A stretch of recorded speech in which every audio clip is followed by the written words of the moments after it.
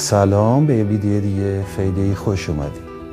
شاید فکر کنید غیر ممکنه، ولی تنها انسانی که 2 بار جایزه نوبل گرفت یک زن بود، اون هم در زمانی که حتی اجازه نداشت آزادانه درس بخونه. این داستان ماری کوری دختری بود که در لهستان فقیر به دنیا آمد. از همون کودکی عاشق علم بود، اما در زمان او زنان اجازه نداشتن آزادانه تحصیل کنند. با این وجود هیچ وقت تسلیم نشد.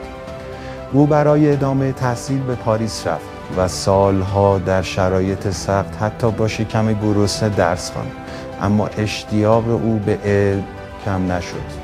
چند سال بعد او به همراه همسرش پیر کوری تحقیقات بزرگی در زمینه رادیواکتیو انجام دادند. کشف اونها باعث شد تحول عظیمی در علم پزشکی و فیزیک انجام بشه.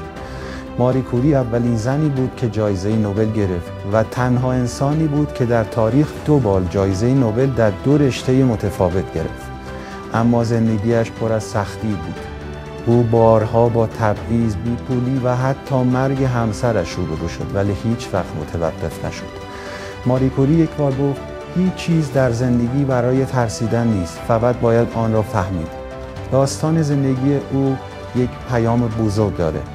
با پشتکار و ایمان به هدف، حتی هدفهای غیر ممکن میشه رسید. یادتون نره کانال رو سابسکرایب کنید تا داستانهای دیگر رو از دست ندید. Ты Виктор Аминск. А напоследок. Не, брат, это пройденный этап.